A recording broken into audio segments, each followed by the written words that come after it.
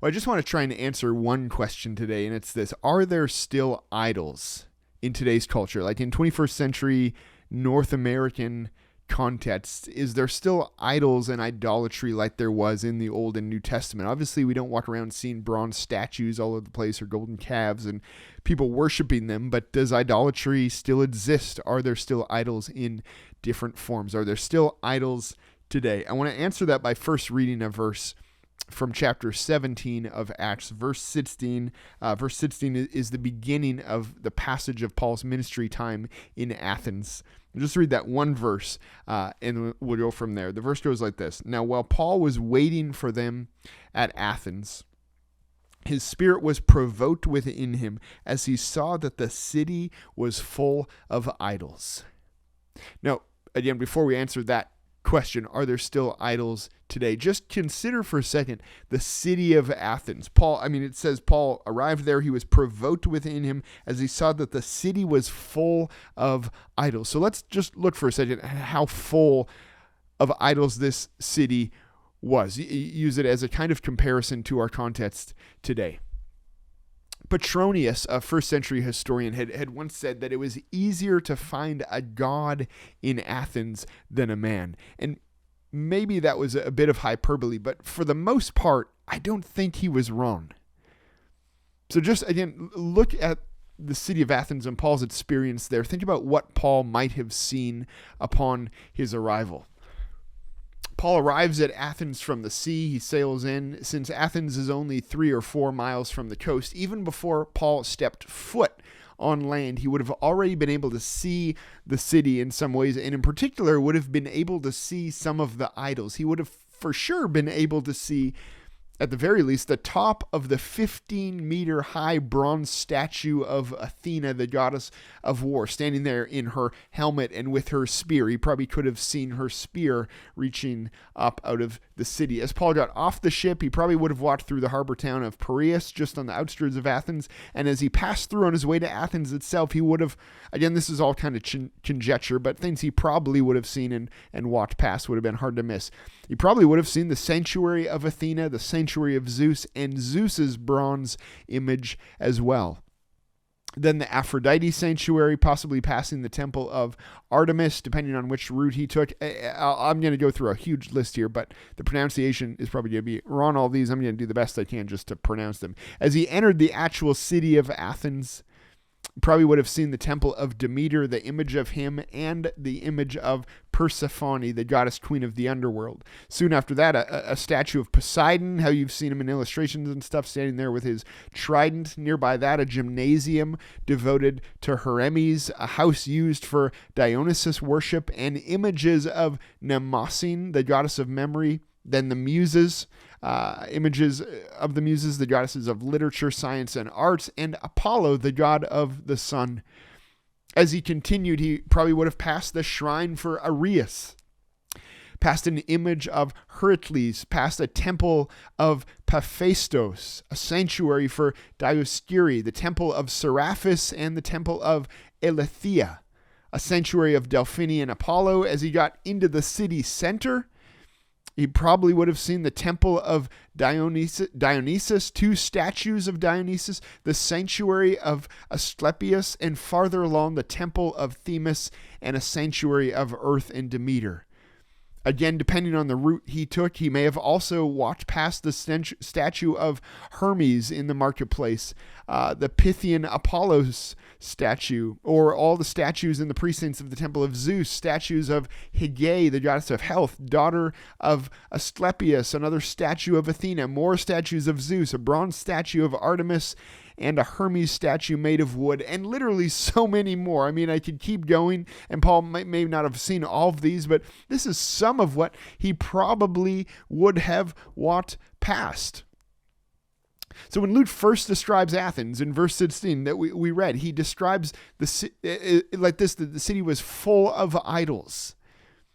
The word we translate full, literally meaning, or used in other places as like a forest, like the idols were like trees in the woods, like full, like a forest.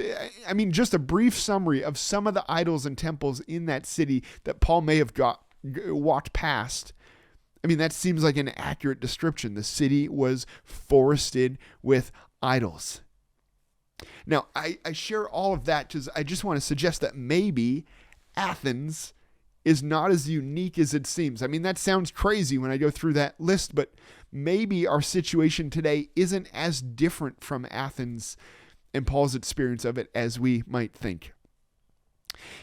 You know, the expectation, I mean, years ago, centuries ago, you know, when the age of enlightenment started rolling in, the expectation with the onset of enlightenment was that our nation was going to move farther and farther away from the supernatural, more towards science and technology and reason. And as we did that we would eventually be totally devoid of religion. You know, that with the Enlightenment, there would be no more space for God. The interesting thing is that what actually happened, instead of completely removing God from the scene, we just added more gods. I mean, we may have kind of removed the Judeo-Christian God, but we just added more little g gods. Like, instead of becoming a nation devoid of worshiping one God, we became nations, you know, in the West who worship all kinds of gods who, to the Christian confession, who are not God. I mean, we became Athens. In his book years ago, Counterfeit Gods, a book about idols and idolatry, Tim Keller defined idols this way: anything that is more important to you than God. I mean, that hits hard. Anything that is more important to you than God. He goes on, anything that absorbs your heart and imagination more than God. Anything that you seek to give you what only God can give. To say it another way, I mean, Keller's saying an idol is what you revere, what you obey, what you trust in for security, what you give your loyalty to. In that definition, the silver, the gold, the wood, the metallic part of the idol, none of that matters. None of that is what defines an idol. But what is the thing or the things that your heart clings to and finds security in? If that is an accurate definition, then truly we live in a forest of idols. I mean, things that absorb your heart. Take your pick. What are the things that we trust in, that we put in place of, that we consider more important to us than God, or at least live in that way, like things that we seek to give us what only God can give us? I mean, run through a list just like we ran through the list of idols in Athens. Identity, material things, material goods, jobs, physical appearance, entertainment, sex, comfort, technology, family, influence, status, money, celebrities. I mean, you could keep going on. And these are good things. They're not sinful things in and of themselves, but things that battle for first place in your life. Things that are elevated in our society to the place of God, the place of idols. I say that and make that comparison to try and show that we're just like Paul entering Athens. I mean, walking past all of these things. We're in a forest of idols. I mean, if Paul walked past all these things on his way into the city, tell me you don't encounter all of these on your way out the door in the morning. You know, as you wake up on your way to school, whether it's billboards or TV or social media or, you know, whatever is selling these idols to you. I mean, you encounter them all through your day. The answer to the question, are there still idols today, I think has to be, I mean, if that's an accurate definition of idols from Keller, and I say that rhetorically, it is. I mean, any scholar who would define idols today would define it just like Keller defined it. The answer to the question, are there idols today, is a gigantic yes. In the same way that asking if there were idols in Athens would have been a gigantic yes. Like, have you stepped foot in the city? Idols have not disappeared.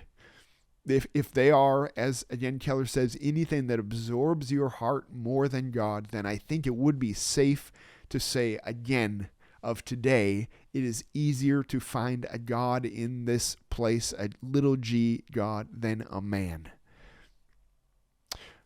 Well, at another point, we'll get into how Paul actually confronts idols and idolatry in the city of Athens, and so how we confront them today. But maybe this time we'll just end with these all too relevant words.